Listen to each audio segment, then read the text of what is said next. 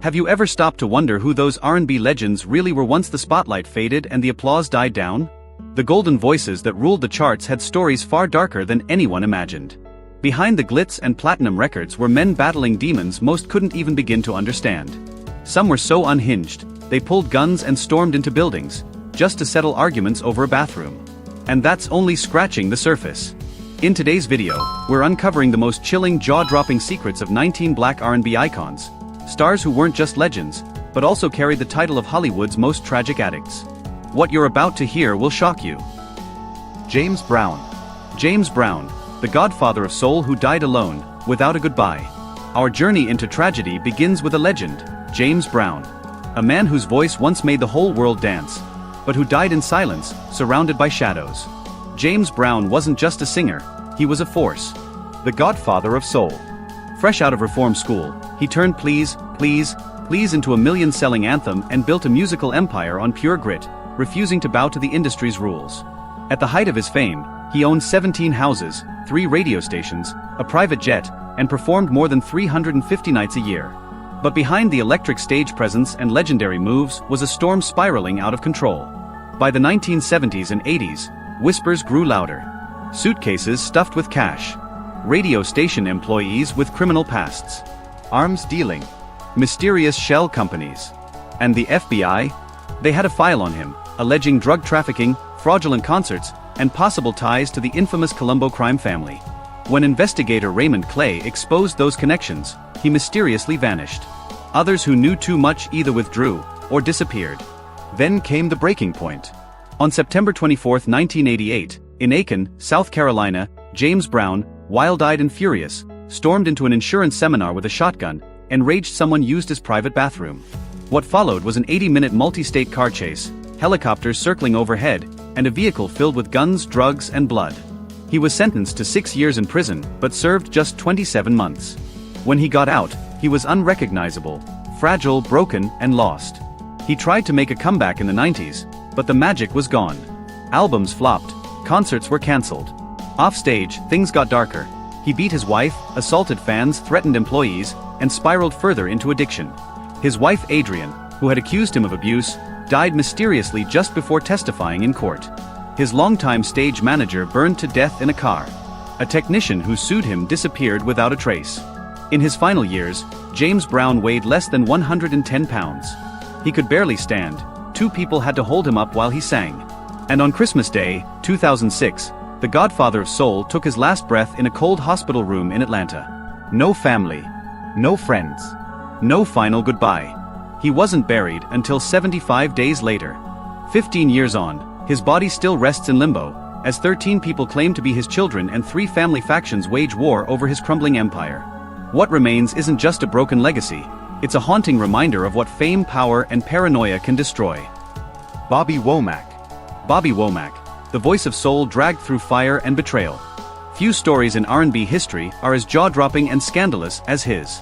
Bobby Womack, the gravel-tone genius behind Across 110th Street, wasn't just one of the most iconic voices of the 1970s, he was also one of the most controversial.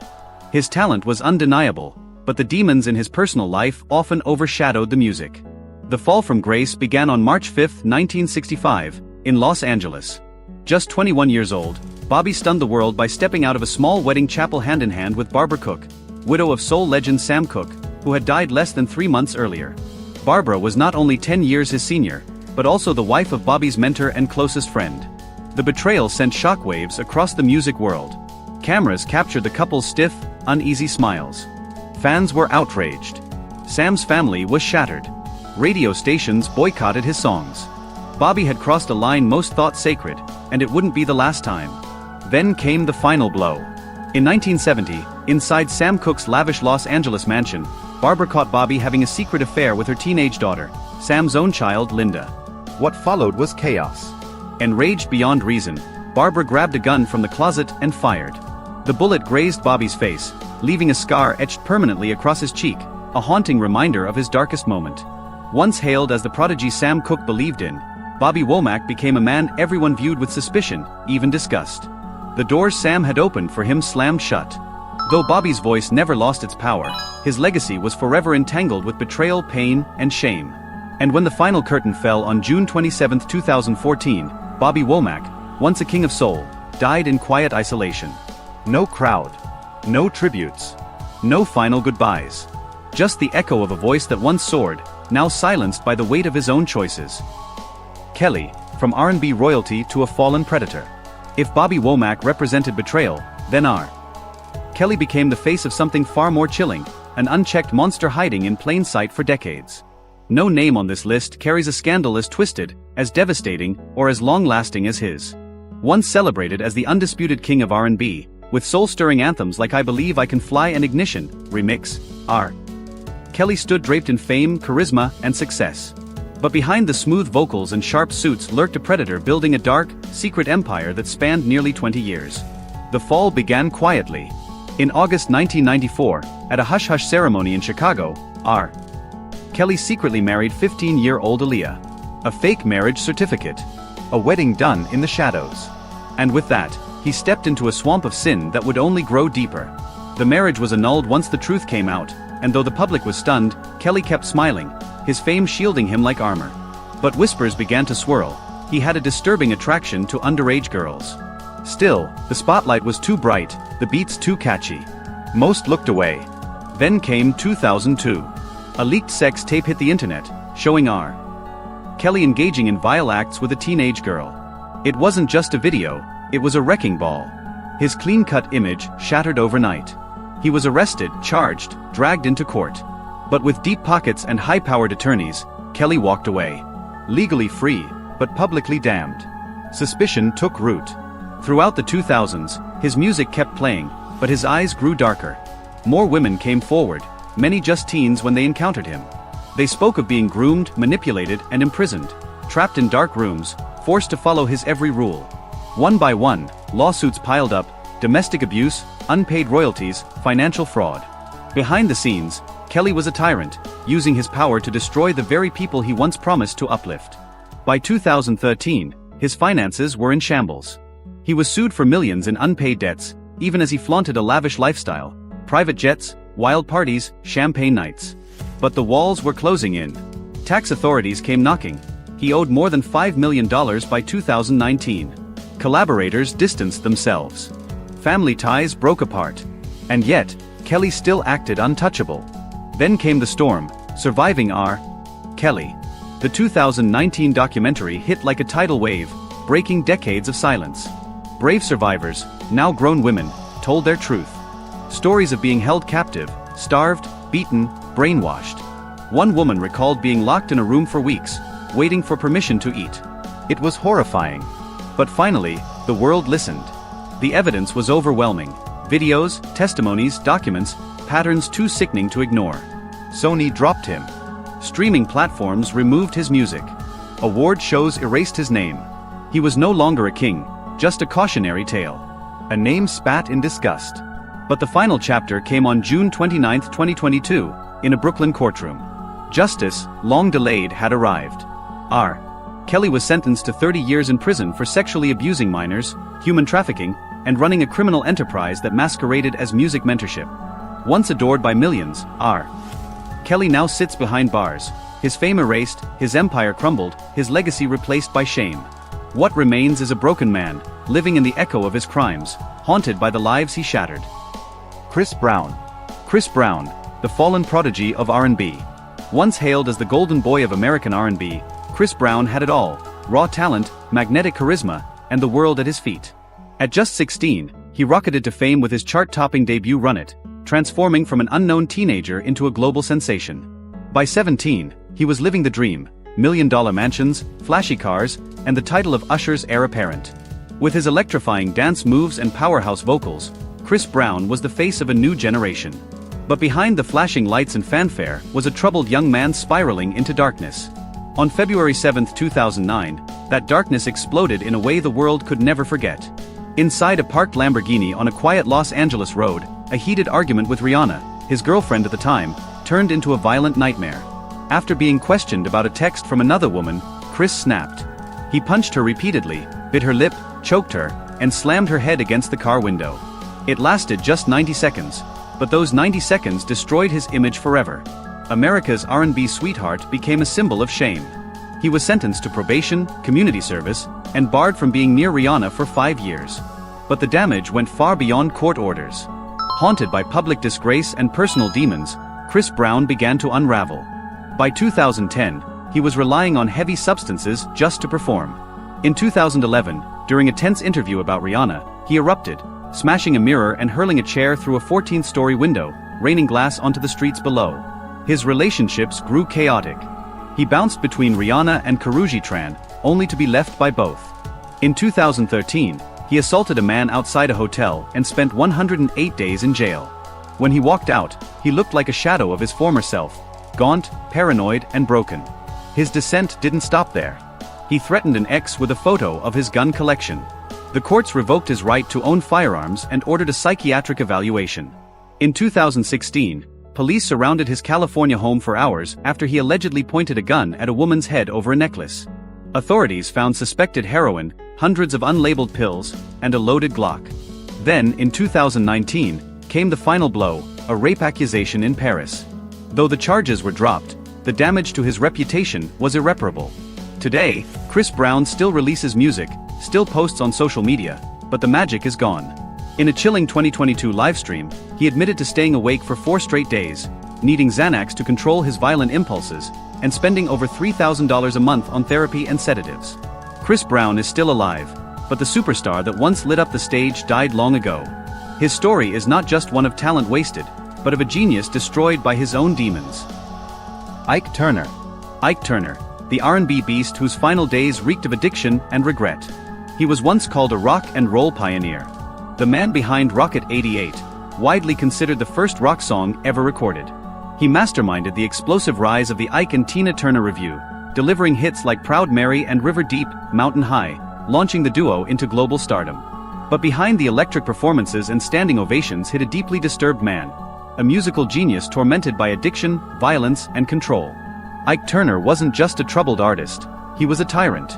His marriage to Tina Turner in 1957 wasn't a love story, it was a 19-year nightmare. Tina lived in a gilded prison, stripped of her freedom, her earnings, and her voice.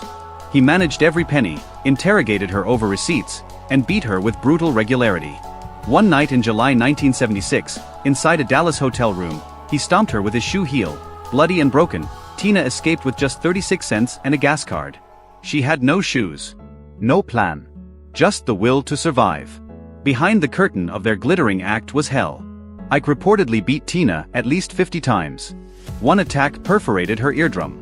Another sent her to the hospital needing 9 stitches. He tracked her punishments in a notebook, like a cruel manager logging inventory. In 1971, after a savage beating, she was forced to sign over all her assets. And while Tina lit up stages, Ike used the tour as his own twisted playground, sleeping with dancers, including 17-year-old twin sisters from Oklahoma, and fathering at least 11 children, all supported by the Revue's money. Bandmates whispered of stolen wages and feared for their lives. Saxophonist Raymond Hill said he earned just $187 for 16 shows. No one dared confront Ike. He always carried a loaded gun, tucked in his jacket, ready for anyone who defied him. When Tina finally walked away, Ike spiraled. Cocaine filled the void she left. He once binged for 72 straight hours until he collapsed, bleeding in a bathroom. Between 1981 and 1985, he was arrested 9 times. In one case, he beat a girlfriend so badly her teeth shattered, just for flushing his stash. He wrecked 5 Cadillacs and a Corvette in 3 years, often crashing in drug-fueled frenzies. By 1989, police raided his home and seized cocaine, a gun, and $21,700 stashed inside a piano. He was sentenced to 18 months in prison, where he repeatedly slammed his head into the wall for not getting pain meds. After release, he tried to stage a comeback. His 2001 album Here and Now even scored a Grammy nod. But no one wanted him. No gigs. No collaborations. His electricity was cut off. His credit cards frozen. He survived on less than $800 a month in royalties from Rocket 88 and Social Security. Then came the lonely end. On December 12, 2007, Ike Turner was found slumped dead on his couch in a small San Marcos apartment, unseen for 18 hours. A plate with white powder, a rolled-up $100 bill, and an empty whiskey glass sat nearby. The coroner ruled it death by long-term drug abuse. His liver failing, his heart weakened, his blood pressure dangerously high. In the end, all that remained was $13,412 in the bank, an old piano, some torn notebooks, and a handful of unreleased tracks. The man once hailed as a godfather of rock died surrounded not by fans or family, but by the ghosts of his own destruction. Rick James. Rick James, the funk king who danced with darkness. He was the self-proclaimed super freak, a funk legend who lit up the 1980s with unforgettable hits like Give It To Me Baby and Super Freak. Rick James wasn't just a musician, he was a cultural force, a Motown icon with over 15 million records sold and $1 million contract to prove it. But behind the flashy persona, the leather and the glitter, was a man spiraling into a world built on drugs, violence, and unchecked power. Rick James didn't just flirt with the edge, he built an empire on it. The parties were wild, the nights endless, and the drugs plentiful. But with each high came a new low, and by the 1990s, his world began to crumble under the weight of his own excess. The darkest chapter came in July 1991. At a rented house in Los Angeles, what started as a drug-fueled party turned into a nightmare. For 3 horrifying days, James and his girlfriend, Tanya Hijazi, held a young woman hostage. When she refused sex, they tied her up, beat her, and forced her to smoke crack cocaine. Her scalp was burned with a Zippo lighter. And in the midst of the madness, Rick James sneered, "I created this world, and you're just trash in it." Just a week later, another victim emerged, a hotel receptionist, subjected to the same cruelty. The headlines exploded. The myth of the Funk King shattered. Rick James was slapped with 12 felony charges and faced up to 30 years in prison. His lawyers blamed it all on drug-induced insanity. In the end, he served just 2 years. Tanya served 15 months. But prison couldn't clean his slate. When Rick James walked out in 1996, the world had moved on. Record labels turned their backs. His fortune vanished into lawsuits and debt. And the rumors of bodyguard murders, mysterious disappearances, and FBI investigations never stopped swirling around him. On August 6, 2004, Rick James was found dead in his modest San Fernando Valley apartment. Alone. His body contained traces of 9 different drugs. Over 40 arrests. 3 open lawsuits. Millions in debt. His legacy was a haunting blend of genius and destruction. Rick James wasn't just a superstar, he was a cautionary tale. A man who rose to the top with rhythm and fire, only to be consumed by the very world he created. Screamin' Jay Hawkins. Screamin' Jay Hawkins, the mad wizard, and the 33 children he never knew. From the Funk King's sins to the chaos of a man possessed, we now dive into the wild, tragic saga of Screamin' Jay Hawkins, a rock and roll nightmare wrapped in velvet, bourbon, and bone-chilling screams. He wasn't just a performer. He was a spectacle of madness. A haunted soul dressed in voodoo glam, who brought coffins on stage, cradled skulls, and howled like a demon from the underworld. His signature hit, I Put a Spell on You, was banned in several states for being too disturbing. But the real curse wasn't the song, it was Hawkins himself. From 1952 onward, Jay spiraled into self-destruction. He averaged 7 bottles of bourbon a week, often mixed with sleeping pills or speed. His shows were wild, but the nights after were darker, filled with shouting, hotel rampages, and silent women leaving his room with bruises and no explanations. Between Chicago, Dallas, and New York, police were called at least 12 times over 5 years. But no one ever testified. No one dared. By the 1960s, Hawkins had completely lost touch with money, burning through his earnings on liquor, cigarettes, prostitutes, and flamboyant suits. In 1971, he earned over $15,000 but reported zero to the IRS. When they came after him, he escaped by agreeing to pay a mere $40 in back taxes over 3 years. But by 1976, he was back to being broke. Nothing stuck. Not warnings, not arrests, not even his own destruction. In 1982, during a 10-day tour in Los Angeles, he trashed 3 hotel rooms. Broken TVs. Scorched curtains. Blood on mirrors. Nearly $10,000 in damages. When asked why, all he said was, "I'm Screamin' Jay. I make chaos." That was the man in full, raw, reckless, and unrepentant. On February 12, 2000, in Neuilly-sur-Seine, France, Jay died from complications after ear surgery. He left behind almost nothing, a few tattered stage costumes, a rusting Cadillac, and the rights to I Put a Spell on You, still earning just $1,200 a year. There was no official will. Only a scribbled note from 1993, "If my children appear, they get the assets." No signatures. No lawyers. Just chaos, like always. But the real twist came after his death. Over 50 people across the US, Canada, and the Bahamas contacted his manager, claiming to be his biological children. 1 year later, a television station sponsored DNA tests. The results were shocking. 33 were confirmed to carry his blood, including 4 sets of twins. Strangers. None had ever met. None had ever heard their father's voice outside of scratchy vinyl recordings. A brutal 8-year legal fight followed. Not over wealth, there was none, but over fragments of his life. A skull-topped cane, a half-written letter, a torn piece of stage robe. No one truly won. No one got anything but the truth. Their father was a myth, a mad wizard who conjured fame and chaos in equal measure, and left behind nothing but blood, screams, and a loneliness no spell could ever lift. Whitney Houston. Whitney Houston, the voice that touched heaven but fell into hell. She was the voice of a generation, a celestial songbird whose gift moved the world. But behind the perfection of her melodies was a haunting descent few dared to imagine. Whitney Houston, the R&B goddess whose rendition of I Will Always Love You became an anthem of eternal love, sold over 45 million copies of the Bodyguard soundtrack alone. She didn't just conquer music, she became its crown jewel. But as her star ascended to breathtaking heights, the shadows behind the spotlight grew longer and darker. After marrying Bobby Brown in 1993, Whitney began leaning on cocaine to ease the mounting pressure. What started as a coping mechanism spiraled into full-blown dependency. Cocaine. Xanax. Alcohol. They became her daily ritual. Some weeks, she spent $1,200 just to maintain the high. Dressing rooms turned into drug dens. Performances were followed by binges. And love? That became chaos wrapped in violence. Their marriage was explosive. In one rage-filled night, Whitney hurled a phone at Bobby's face, drawing blood. In another, Bobby punched her during a jealous outburst. Yet somehow, their toxic love endured, burning, devouring, refusing to die. But Whitney's heart held another secret. Robin Crawford, her longtime assistant and confidant, wasn't just a friend, she was her first true love. I love Robin, Whitney once wrote in a diary. In a way no one will ever understand. But Bobby's jealousy drove Robin away, ripping out one of the last roots of stability in Whitney's life. Despite earning over $100 million, Whitney's fortune disintegrated into dust. By 2006, her bank account held less than $40. Her spending became manic, $75,000 on drugs, diamonds, and Versace in just 2 weeks. She even pawned her Grammy for 20 pills from a street dealer in New Jersey. And then came the next tragedy, her daughter, Bobby Christina. Raised in the chaos, neglected and forgotten, Bobby once wandered hotel halls alone while Whitney disappeared for days. That little girl, caught between love and madness, died in 2015 under circumstances eerily similar to her mother's.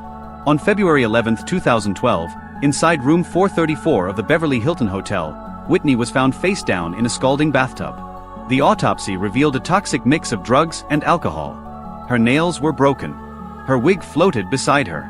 A plate of white powder and a flickering candle sat nearby. She died alone in a $375 a night suite. Her only witness? The sound of running water someone heard from the floor below at 3 a.m. Whitney Houston sold over 200 million records, etched her name in music history, and gave the world songs that still bring us to tears. But her life was a tragic ballad, glorious yet ghost-ridden, divine yet devastated. Her voice soared to the heavens. But in the end, no one could save the angel who sang too beautifully to stay on earth. Suge Knight, from bloodstained kingmaker to hip-hop's most dangerous downfall. After the tragic story of an R&B songbird lost to addiction, we turn to one of hip-hop's most feared and controversial figures. A man who built a musical empire on violence and was ultimately destroyed by his own ruthlessness. Suge Knight wasn't just a record executive, he was the gangster godfather behind Death Row Records, the label that made the world bow to West Coast rap. He helped turn Dr. Dre, Snoop Dogg, and Tupac Shakur into icons, but behind the platinum hits and red carpets was a man who ruled through intimidation, blood, and fear. When Suge launched Death Row in 1991, it wasn't just a label, it was a fortress. No secretaries, only gang-affiliated guards, mostly members of the Bloods, armed and watching. Artists were allegedly forced to sign contracts in blood. And if you crossed him, you didn't just get dropped, you got broken. Teeth, bones, and lives shattered. In 1992, during a now infamous confrontation at Eazy-E's house in Compton, a witness claimed Suge had Eazy hung by his ankles, his ribs broken, until he agreed to release Dr. Dre from NWA. That move alone helped make Death Row over $75 million the following year. Suge was untouchable, a hip-hop king with a gangster's code. But on September 7, 1996, everything unraveled. In Las Vegas, Tupac was shot 4 times while driving. Pac died. Suge walked away without a scratch. In Tupac's hand, investigators found an unsigned contract. He had planned to leave death row. Days later, his mother sued Suge, accusing him of stealing Tupac's rights. Whispers turned into rumors. Had Suge orchestrated it all to protect his empire? The empire crumbled. Dr. Dre left to start Aftermath. Snoop fled to No Limit. Suge tried to hold on through violence, but lawsuits, arrests, and chaos followed. He once beat a man just for wearing the wrong shirt. Over $30 million vanished from Death Row's accounts. By 2006, the label was bankrupt, drowning in $137 million of debt. Suge had fallen from king to pauper. But the darkest chapter was still to come.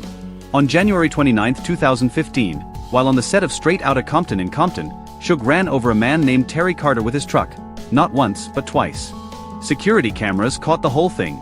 Suge claimed self-defense, but the footage told a different story. In 2018, inside a Los Angeles courtroom, the man once feared across the music world pleaded guilty to voluntary manslaughter. His sentence, 28 years in prison. Today, Marion Suge Knight is inmate P76518. No bodyguards, no label, no throne. Just a man in an orange jumpsuit mopping floors for $12 a month. Death Row has since been revived under Snoop Dogg, but its original king sits rotting in the empire he built with fists, fear, and blood. Frankie Lyman. Frankie Lyman, the teen idol who fell too fast. Frankie Lyman was just 13 when his angelic voice soared through radios with Why Do Fools Fall in Love, making him an instant doo-wop legend. But behind that youthful smile was a boy drowning in a world he was never ready for. By 1957, still barely a teenager, Frankie had become addicted to heroin, injecting night after night until he resembled a ghost of his former self. Kicked out of the teenagers in 1958, his career spiraled. He forged contracts, illegally sold his song rights, and stumbled through 3 turbulent marriages marked by chaos and heartbreak. In December 1967, he tried to clean up, to start over. But the demons were louder than the music. Just days later, he used an advance payment to score heroin again. On February 27, 1968, Frankie Lyman was found dead in his grandmother's bathroom in Harlem, slumped on the floor with a needle still in his pocket. He was only 25. A teenage angel who flew too high, and crashed far too soon. Al Green. Al Green, the soul angel with a sinister shadow. Al Green, his silky voice made Let's Stay Together an anthem of love, and in the 1970s, he reigned as soul music's golden king. But behind the smooth falsetto and gospel charm was a storm few dare to speak of. His public image? Clean, spiritual, untouchable. The truth? A haunting past soaked in scandal, violence, and secrets. On a chilling night in Memphis, October 18, 1974, the illusion shattered. His ex-girlfriend, Mary Woodson, broke into his home. Consumed by jealousy, she doused him with scalding hot water, leaving second-degree burns across his back and arms, then walked into his bedroom, pulled out a gun, and took her own life on his bed. The story made headlines, but what came after was mostly buried in whispers. Not long after, Green's own behavior raised troubling questions. He was accused of assaulting his secretary, and just 3 years later, another woman claimed he beat her with a tree branch. Still, no arrests. No accountability. Behind the preacher's smile and spiritual rebirth were tales of drug binges and extravagant spending on women that never made the Sunday sermons. Al Green may have found redemption in the church, but for many, his soul still carries the echoes of a past drenched in both glory and guilt. Dave Prater. Dave Prater, a soul legend undone by demons. Dave Prater, one half of the electrifying duo Sam and Dave, helped define the golden age of Southern soul with explosive hits like Soul Man and Hold On, I'm Comin'. On stage, he was a powerhouse, raw, passionate, unforgettable. But behind that fiery voice was a man quietly unraveling. From the very start of his career, Dave battled addiction, and it didn't take long before his demons bled into the spotlight. Gigs often ended in chaos, arguments, fights, and backstage blow-ups. In August 1970, during a show in Miami, things turned violent. Dave, spiraling and furious, attacked Sam Moore on stage after Sam refused to share cocaine. That night marked the bitter end of one of music's most iconic duos. After the split, Dave's world crumbled. He was arrested multiple times for drug possession and theft, lost nearly everything he owned, and faded into obscurity. By December 1988, he was living in rundown housing in Jessup, Georgia. Drunk and alone, he drove straight into a tree and died instantly. His story serves as a haunting reminder: even the brightest stars can be extinguished by the darkness they carry within. Marvin Gaye. Marvin Gaye, the angelic voice silenced by his own father. He was the Prince of Soul, a musical genius whose songs preached love, healing, and social change. But behind the velvet voice and chart-topping hits was a man tormented by darkness, haunted by depression, addiction, and a lifelong war with the man who raised him. Marvin's father, Marvin Gaye Sr., was a fiery, strict Pentecostal minister. Their relationship was never one of peace. It was a battlefield, marked by control, shame, and brutal beatings that left deep scars on Marvin's soul. To cope, he turned to drugs, trying to numb the pain that fame could never fix. Then, on April 1, 1984, just one day before his 45th birthday, tragedy struck. After a heated argument inside his parents' Los Angeles home, Marvin's father picked up a gun. The very gun Marvin had once gifted him. 3 shots rang out. And just like that, one of music's brightest lights was gone. It wasn't just a death, it was the devastating end of a decades-long family tragedy. A divine voice, silenced not by fate, but by the same hands that once held him as a child. Hands fueled by love, fury, and deep-rooted pain. Donny Hathaway. Donny Hathaway, the golden voice silenced by shadows. Donny Hathaway wasn't just a singer, he was a soul whisperer. His voice could melt the hardest heart, carrying the weight of love, pain, and beauty all in a single note. But behind the velvet vocals was a man at war with himself. Plagued by schizophrenia, Donny lived in constant fear, haunted by voices, tormented by the belief that demons were manipulating his mind through music, that the government was watching his every move. As his fame grew, so did the darkness. Paranoia twisted his reality. Drug and alcohol use blurred the line between hallucination and truth. Friends saw the brilliance dimming, but no one could reach him. Then, in the early hours of January 13, 1979, tragedy struck. Inside New York City's Essex House Hotel, Donny, exhausted, sleepless, and gripped by delusion, fell from his 15th floor window. He died instantly. In his journal, he left one final chilling note: "I'm going to fight those demons." His death stunned the world. A devastating loss, not just of a gifted artist, but of a soul battling invisible enemies. Donny Hathaway's story is a heartbreaking reminder that some of the most beautiful voices hide the deepest pain. Sam Cooke. Sam Cooke, the velvet voice of soul, silenced in a night shrouded in mystery. More than just a singer, Sam Cooke was a trailblazer, one of the first black artists to take control of his own music and career. He was smooth, powerful, and unapologetically elegant, a symbol of black excellence in a segregated America. But on the night of December 11, 1964, everything came to a chilling end at the Hacienda Motel in Los Angeles. Cooke was found dead, shot once in the chest, battered, and wearing nothing but a sports jacket. The motel manager, Bertha Franklin, claimed she shot him in self-defense. But her story raised more questions than answers. His wallet, his clothes gone. The bruises on his body, unexplained. To this day, friends and family refuse to accept the official story. Many believe it was more than a random tragedy. Some even say Bobby Womack was linked to the aftermath. Though the FBI ruled it a justifiable homicide, whispers of a cover-up never died. The King of Soul was taken too soon, under circumstances too strange to forget. His voice may be gone, but the shadow of that night still haunts the legacy he left behind. That's a wrap for today's video. If you enjoyed it, don't forget to like, comment, share, and subscribe. Your support means the world and keeps me motivated to bring you more amazing stories. Thanks so much for watching.